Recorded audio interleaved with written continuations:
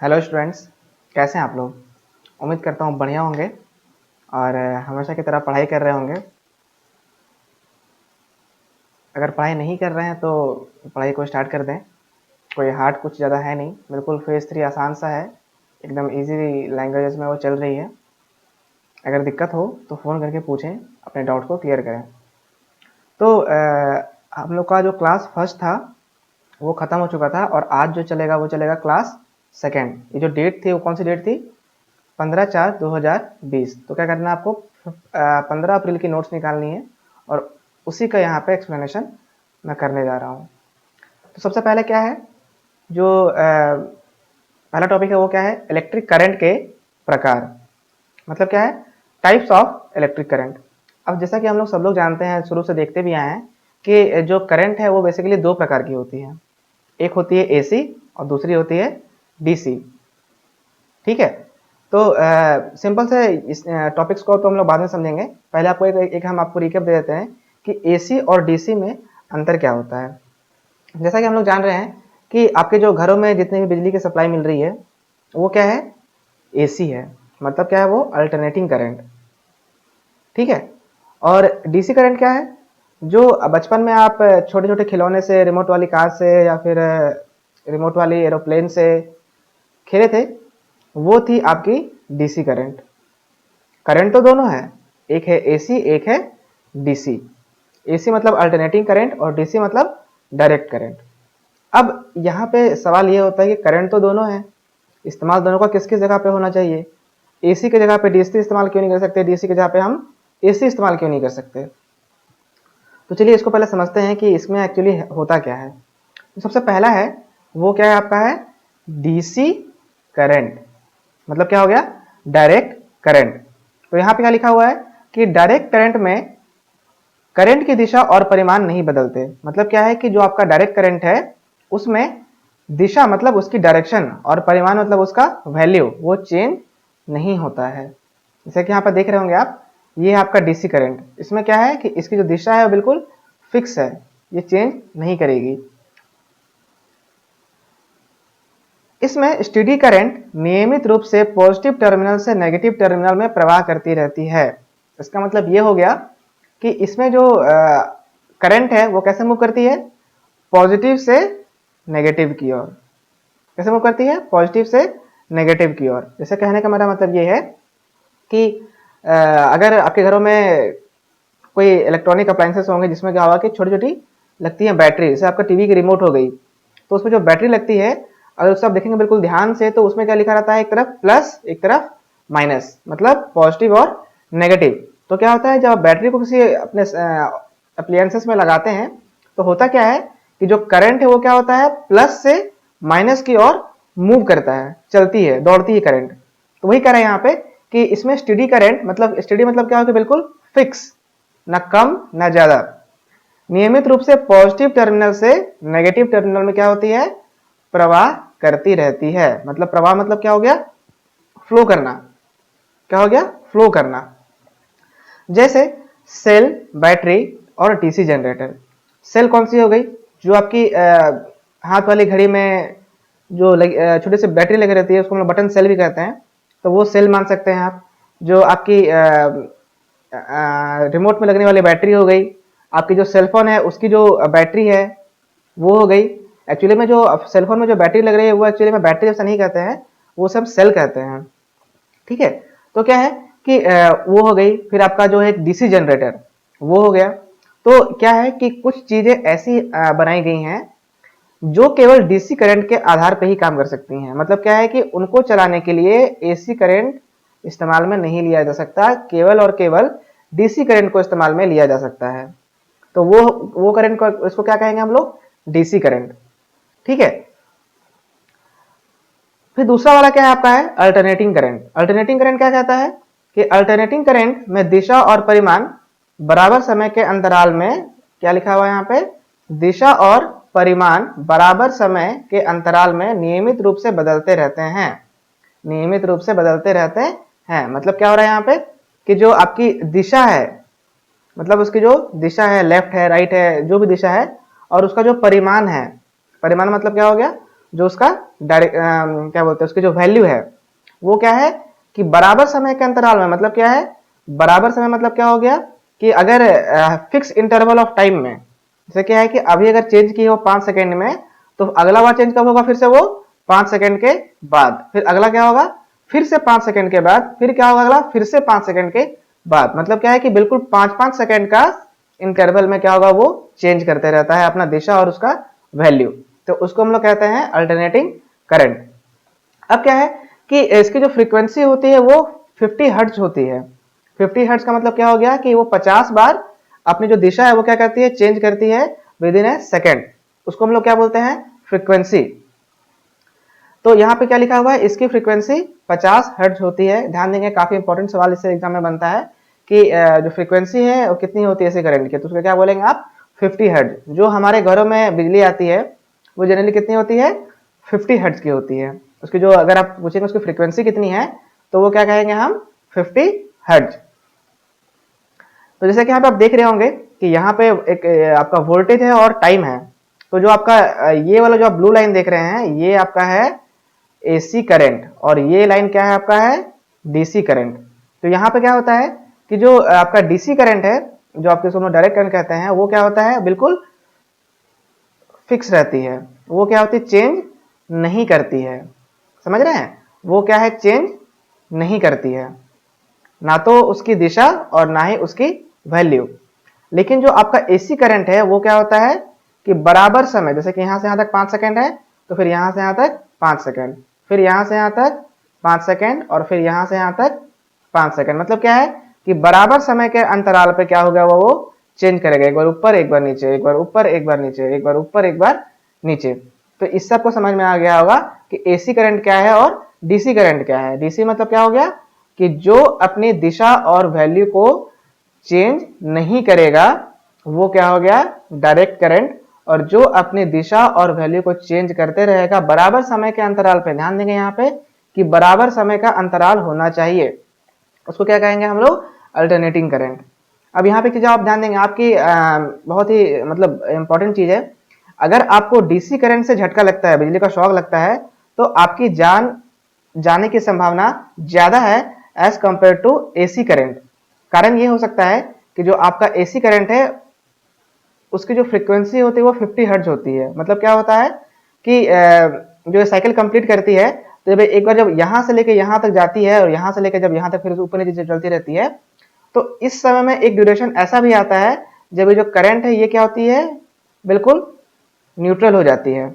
और न्यूट्रल होने के कारण ही क्या होता है कि अगर आप किसी बिजली की सामान को या फिर नंगे तार को अगर आप छू देते हैं तो क्या होता है कि कुछ देर के बाद क्या होता है आपको झटका मिलता है, अपने हाथ का अपने आप आपकी हाथ खींच जाती है। मतलब क्या है कि जो एसी करंट है ये उस समय जिस न्यूट्रल पोजीशन पर है जिस कारण से क्या हो रहा है कि आपको मौका मिला और आप अपने हाथ को आपने खींच लिया। और लेकिन डीसी करंट में क्या होता है कि ये मौका नहीं मिलता है क्योंकि वहां पे कोई न्यूट्रल पॉइंट नहीं है, कुछ नहीं है। एसी करंट में क्या होता है कि जब साइकिल कंप्लीट करती रहती है तो क्या होता है कि बीच बीच पर आकर के वो आती है अपने न्यूट्रल पोजीशन पे। उस न्यूट्रल पोजीशन पर क्या होता है कि आपको समय मिल जाता है कि आप अपने हाथ को झटके से खींच सकते हैं। मतलब क्या है कि अल्टीमेटली वो आपको एक मौका देती है कि अपने आप को आप खींच सको तो खींच लो। ठीक है, तो क्या है कि इस चीज का आप ध्यान देंगे कि एसी करंट जो है एसी करंट से आप बच सकते हैं, लेकिन डीसी करंट से अगर डीसी करंट की वैल्यू काफी अधिक हो तो डीसी करंट से आप नहीं बच सकते हैं।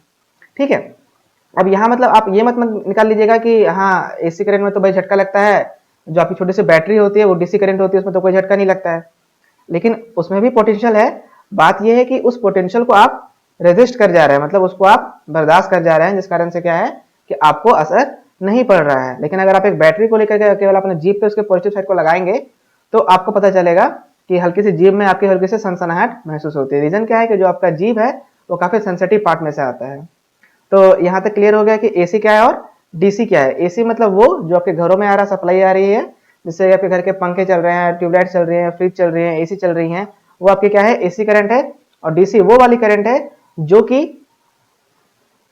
जहां पे एसी करंट सुटेबल नहीं है, जहां पे एसी करंट काम करने में सक्षम नहीं है, वहां पे डीसी करंट का इस्तेमाल करते हैं। जैसे क्या है आपकी सेलफोन है, आपकी लैपटॉप्स हैं, कंप्यूटर हैं, आपका क्या बोलते हैं, जो आपके घरों में जो इन्वर्टर वाले बैटरी लगी रहती है वो है, तो वो सब क्या है, डीसी सोर्सेस है। ठीक है, तो समझ में आ गया एसी क्या है और डीसी क्या है। अब आगे बढ़ते हैं हम लोग, एसी करंट और डीसी करंट में अंतर क्या है। तो सबसे पहले हम लोग बात चलते हैं कि ये आपका है एसी करंट और ये आपका है डीसी करंट। जैसे देख रहे हैं ना आप एसी और डीसी, तो क्या है कि इसे 6600 वोल्ट, 11000 वोल्ट और 33000 वोल्ट की श्रेणी में पैदा किया जा सकता है। मतलब क्या है कि इसे क्या क्या कर सकते हैं हम, 6600, 11000 और 33000 वोल्ट तक हम पैदा कर सकते हैं। लेकिन जो आपका डीसी करंट है उससे केवल 6600 वोल्ट तक ही हम पैदा कर सकते हैं। मतलब क्या है कि हम 11, मतलब कि अगर हमको मेरे को अधिक वोल्टेज चाहिए होगी तो वो डीसी से हम पैदा नहीं कर सकते हैं। फिर क्या है, वोल्टेज को आसानी से बढ़ाया या घटाया जा सकता है। किसको घटाया जा सकता है, वोल्टेज को। लेकिन जो आपका इसमें वोल्टेज है उसको घटाया बढ़ाया नहीं जा सकता है। मतलब क्या है कि जो आपका एसी करंट है उसकी जो वोल्टेज है उसको आप आसानी से घटा सकते हैं या बढ़ा सकते हैं ट्रांसफार्मर की हेल्प से, स्टेबलाइजर की हेल्प से। लेकिन जो आपका डीसी करंट है उसको आप घटा बढ़ा नहीं सकते हैं। ठीक है, फिर क्या है, इसे सस्ते दर के साथ संचारण, संचारण का मतलब होता है ट्रांसमिशन। ठीक है, तो क्या कह रहा है यहाँ पे कि इसका जो संचारण होता है वो, अगर आप एसी इस्तेमाल कर रहे हैं तो एसी का जो संचारण मतलब क्या हो सकता है, आप देख सकते हैं यहाँ पे लिखा हुआ है ट्रांसमिशन। मतलब क्या हो गया, एक जगह से दूसरे जगह तक उस करंट को ले जाने के लिए प्रक्रिया को क्या कहते हैं हम, संचारण या फिर ट्रांसमिशन। तो जो आपका एसी है उसका जो ट्रांसमिशन है वो, उसकी जो कॉस्टिंग आती है वो सस्ती आती है। आप सस्ते तौर पे, मतलब कम रेट पे आप बिजली को आसानी से एक जगह से दूसरी जगह आप ट्रांसमिशन कर सकते हैं। लेकिन अगर हम बात करते हैं एसी डीसी करंट की, तो एसी करंट की तुलना में ट्रांसफर तो ये भी होगी, करंट तो ये भी होगी, एसी भी होगी, डीसी भी होगी। लेकिन क्या है, जो डीसी की जो करंट है वो थोड़ी सी, उसकी जो ट्रांसमिशन कॉस्ट होती है थोड़ी सी महंगी होती है एसी की तुलना में। फिर है, इसकी देख रेख या फिर मेंटेनेंस कह सकते हैं आप, कम होती है और इसकी जो मेंटेनेंस है वो क्या होती है, ज्यादा होती है। ठीक है, यहाँ पे लिखा, जैसे देख रहे होंगे आप, तो जो आपका एसी है उसका जो मेंटेनेंस है वो काफी कम होता है क्योंकि वो मेंटेनेंस फ्री है थोड़ी सी, और जो डीसी है उसकी जो मेंटेनेंस है वो थोड़ी सी ज्यादा होती है।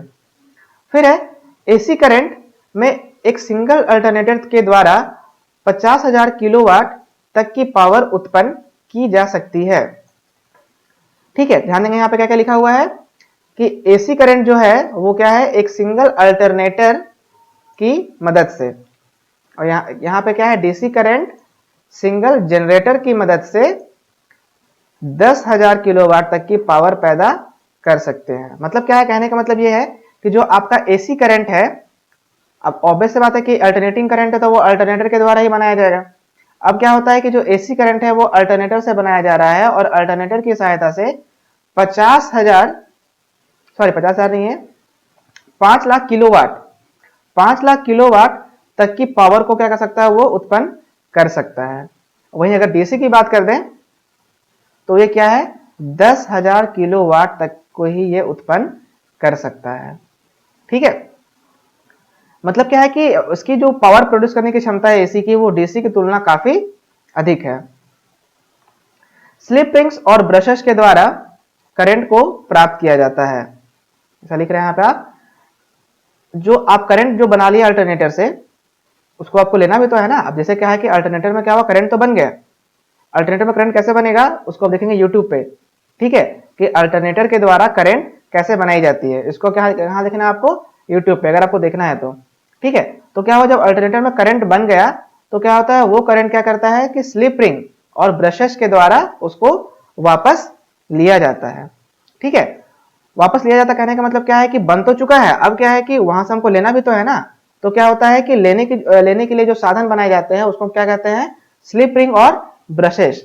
अगर समझ में दिक्कत हो रही समझने में तो गूगल का सहारा लें कि स्लिप रिंग और ब्रशेस क्या क्या होते हैं। और वही अगर बात करते हैं हम कम्यूटेटर की, तो इसमें क्या होता है कि अगर आपने डीसी बनाया है, डीसी का प्रोडक्शन किया है, तो प्रोडक्शन करने के बाद क्या है कि डीसी को जो निकालने के लिए जो हमें सोर्स चाहिए, जो साधन चाहिए, वो कौन कौन से होता है, कम्यूटेटर और ब्रशेस के द्वारा करंट को प्राप्त किया जाता है। तो यहाँ पे क्या है कि स्लिप रिंग और ब्रशेस है, और यहाँ पे क्या है, कम्यूटेटर और ब्रशेस है। तो ध्यान देंगे आप कि अगर एग्जाम में सवाल आ जाता है कि एसी को लेने के लिए क्या करना पड़ेगा हमको, अगर एसी का निर्माण हो चुका है और हमको एसी का अब हमको वो चाहिए, करंट चाहिए, तो क्या करना है हमको, स्लिप रिंग और ब्रशेस का इस्तेमाल करना है। और अगर डीसी करंट का निर्माण हो चुका है और हमको वो चाहिए तो क्या करना है हमको, कम्यूटेटर और ब्रशेस का इस्तेमाल करना है। ठीक है, तो ये था दोनों के बीच का अंतर। फिर क्या है कि एसी करंट का इस्तेमाल कौन कौन सी चीजें करती हैं, यहाँ देख रहे होंगे आप कि जैसे आपका ट्रांसफार्मर है, ये क्या करता है, एसी करंट को इस्तेमाल करता है। बल्ब हो गए आपके, फैन हो गए आपकी, रेफ्रिजरेटर हो गए आपकी, और भी बहुत सारे उपकरण हैं जो कि क्या करते हैं, एसी पे काम करते हैं। अब अगर हम बात करते हैं डीसी करंट का इस्तेमाल करने वाले उपकरण, मतलब क्या हो गया, जो आपकी ये डीसी करंट है इस पर कौन कौन सी चीजें चल रही हैं। जैसे क्या देख रहे हैं आप, आपकी सेलफोन हो गई, ये मोटर देखे होंगे बचपन में, गाड़ी वाड़ी में, रिमोट वाली कार में रहती थी ये मोटर। अगर इसे आप बैटरी के प्लस माइनस में लगाओगे तो घूमेगी, और अगर आप बैटरी को उल्टा कर दोगे, प्लस की जगह माइनस कर दोगे और माइनस की जगह प्लस कर दोगे तो ये उल्टा घूमती थी, याद है। तो ये क्या आपका है, डीसी मोटर है।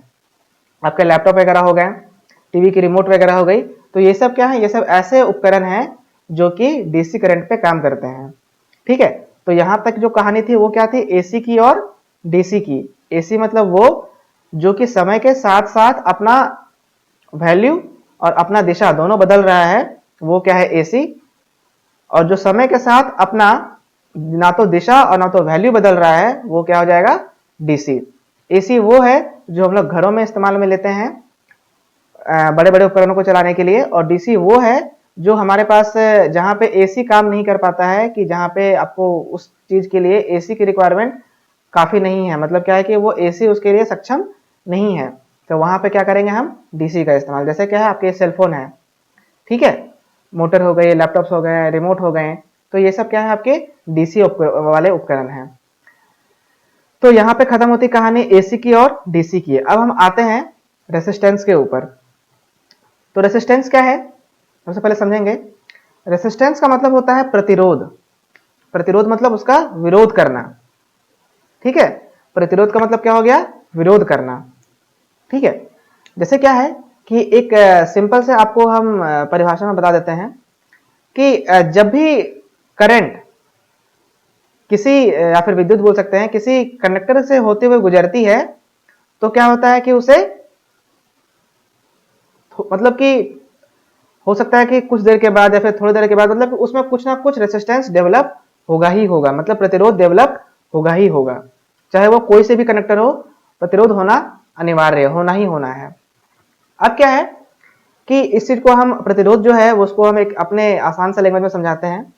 सपोज क्या हुआ कि आप किसी मार्केट में जा रहे हैं और मार्केट में काफी भीड़ है, आप बाइक से जा रहे हैं और मार्केट में काफी भीड़ है, तो वहां पे क्या हो रहा है कि आपको बाइक चलाने में बहुत दिक्कत हो रही है और बार बार आपको हॉर्न देना पड़ रहा है, आपको मतलब कि अंदर से गुस्सा आ रहा है, आप अंदर से गर्म हो जा रहे हैं क्योंकि काफी भीड़ भाड़ वाली सड़क है, तो वहां पे क्या हो गया, आप काफी गर्म हो गए।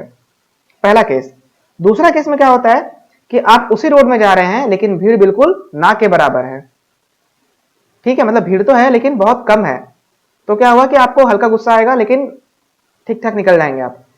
तीसरे केस में क्या हो जाएगा कि रोड बिल्कुल खाली है, सड़क की जो मार्केट की जो रोड है बिल्कुल खाली है, तो आपको गाड़ी चलाने में बड़ा मजा आएगा, एकदम फटाक से पहुंच जाएंगे आप तुरंत, और आपका दिमाग भी गर्म नहीं होगा। सेम कहानी कंडक्टर के साथ भी होती है। कुछ कंडक्टर ऐसे होते हैं जिनमें क्या है, प्रतिरोध ज्यादा होता है। अब प्रतिरोध क्या था, जो उस मार्केट में जो भीड़ भाड़ वाला इलाका था वो था प्रतिरोध। ठीक है, उसी प्रकार से क्या होता है कि जो कुछ कंडक्टर ऐसे होते हैं जिनमें जिनमें क्या है कि जो विरोधी हैं, जैसे क्या है कि आप बाइक चला रहे हैं तो जो आपके रोड पे जो लोग दिख रहे हैं आपको, वो आपके विरोधी हो गए, जिसके कारण से आप गर्म हो गए।